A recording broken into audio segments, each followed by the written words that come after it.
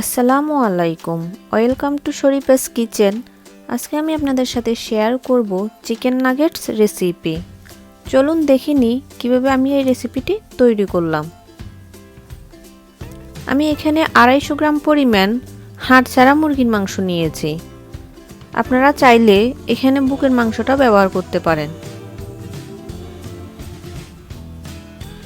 মাংসর পিসগুলো আমি ছোট করে কেটেছি যাতে ব্লেন্ড করতে সুবিধা হয়।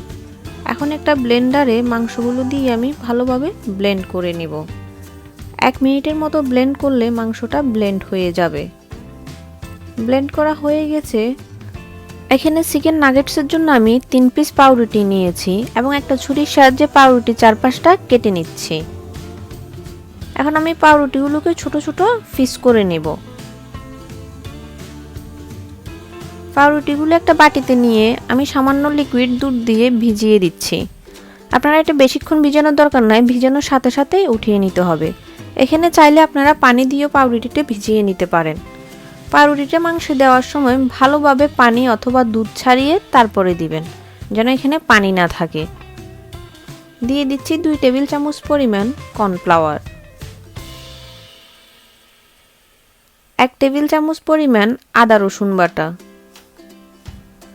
1 টেবিল চামচ পরিমাণ সয়া সস, দিয়ে দিচ্ছি 1/2 টিস্পুন লাল মরিচের গুঁড়ো, 1/2 টিস্পুন গোলমরিচের গুঁড়ো। ঝালটা আপনারা আপনাদের পছন্দ মতো দিবেন। দিয়ে দিচ্ছি 1/2 টিস্পুন লবণ এবং 1 টেবিল চামচ পরিমাণ বাটার। বাটারটা অপশনাল, আপনারা না চাইলে এটা না দিতে পারেন। এখন আমি আবার সবগুলো উপকরণ ভালোভাবে ব্লেন্ড করে নিচ্ছি। ভালোভাবে ব্লেন্ড করা হয়ে গেছে। এই মিশ্রণটাকে আমি একটা বলে উঠিয়ে নিব।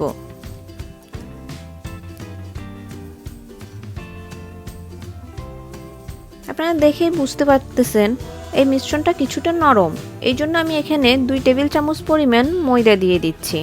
যদি আপনাদের মিশ্রণটা এরকম নরম না হয়ে একটু ঘন হয় তাহলে ময়দা দেওয়ার দরকার নেই। ময়দা দিয়ে আমি ভালোভাবে মিক্স করে নিচ্ছি। ভালোভাবে আমার মিক্স করা হয়ে গেছে। এই পর্যায়ে আমি সয়াবিন তেল দিয়ে দিব। এখন এখানে আমি 1 টেবিল চামচ সয়াবিন তেল দিয়ে হাত দিয়ে ভালোভাবে মিক্স করে নিচ্ছি। সয়াবিন তেল দেওয়ার কারণে এই মিশ্রণটা খুব বেশি মসৃণ হবে এবং হাতে বা কোথাও লাগবে না। চিকেন নাগেটসগুলো আমি যেখানে বানাবো ওই জায়গাটায় আমি ভালোভাবে তেল দিয়ে নিব, যেন নাগেটসটা লেগে না যায়। এখন আমি মিশ্রণটা নিয়ে হাত দিয়ে এভাবে ভালোভাবে চেপে চেপে একটা শেপ করে নিচ্ছি। আপনারা ভিডিওটি ফলো করলে বুঝতে পারবেন। এখন আমি একটা ছুরির সাহায্যে এই মিশ্রণটাকে নাগেটসের শেপ দিয়ে নিচ্ছি। আপনারা আপনাদের পছন্দ মতো শেপ দিতে পারেন। আমি আমার পছন্দ মতো শেপ করে নিচ্ছি।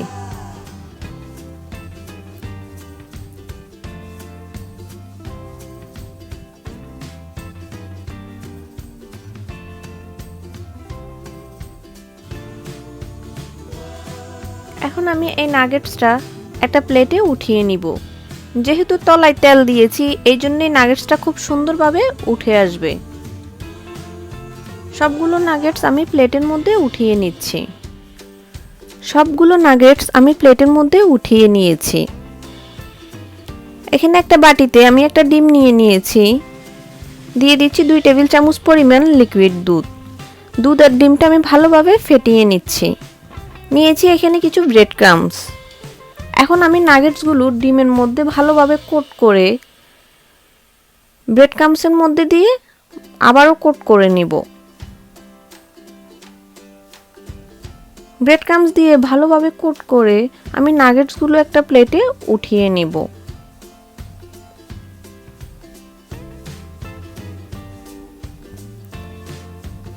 সবগুলো নাগেটস আমি একই রকম ভাবে কোট করে নিব।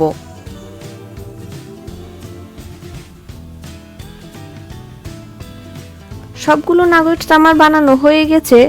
এখন আমি এগুলো নরমাল ফ্রিজে রেখে দিব 10 মিনিটের জন্য। বের করে নিয়েছি 10 মিনিট পর। এখন আমি আপনাদেরকে দেখিয়ে দিব কিভাবে এই নাগেটসটা আপনারা সংরক্ষণ করবেন। একটা বক্সের মধ্যে নিয়ে এই নাগেটসটা আপনারা 3 মাস পর্যন্ত ডিপ ফ্রিজে সংরক্ষণ করতে পারবেন। আমি এখানে টিস্যু দিয়েছি যাতে নাগেটসটা একটা আরেকটার গায়ে লেগে না যায়, এই জন্য টিস্যু দিয়ে আমি বক্সের মধ্যে নিয়ে নিচ্ছি। এই পদ্ধতিতে আপনারা নাগেটসটা 3 মাস পর্যন্ত ডিপ ফ্রিজে সংরক্ষণ করতে পারবেন। এখন আমি বাকি নাগেটসগুলো আপনাদেরকে ভেজে দেখাচ্ছি। এখানে আমি পরিমাণ মতো তেল নিয়েছি এবং তেলটা হালকা গরম অবস্থায় আছে। হালকা গরম থাকা অবস্থায় নাগেটসগুলো দিয়ে দিতে হবে। যদি তেলটা বেশি গরম হয়ে যায়, ওই পর্যায়ে নাগেটসের উপরের ব্রেড ক্রাম্বসগুলো পুড়ে যাবে, ভিতরে নাগেটসটা হবে না। এই জন্য তেলটা হালকা গরম থাকা অবস্থায় নাগেটসগুলো দিয়ে দিতে হবে এবং মিডিয়াম টু লো হিটে রেখে আপনারা নাগেটসগুলো ভাজতে হবে।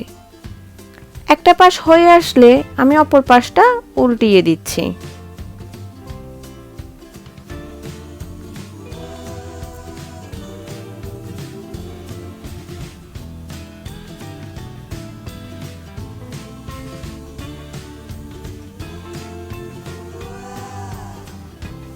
অপর পাশটাও ভালোভাবে ভাজা হয়ে গেছে।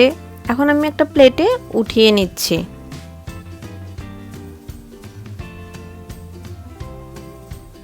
আমার সবগুলো নাগেটস ভাজা হয়ে গেছে। আপনারা দেখেই বুঝতে পারতেছেন এই নাগেটসটা কতটা মজা হয়েছে। আমার এই রেসিপিটা যদি আপনাদের ভালো লেগে থাকে, অবশ্যই আমার চ্যানেলটি সাবস্ক্রাইব করবেন। আমি এখানে একটা নাগেটস আপনাদেরকে কেটে দেখাচ্ছি এটার ভিতরটা কেমন হয়েছে। ভিডিওটি দেখার জন্য অসংখ্য ধন্যবাদ। আল্লাহ হাফেজ।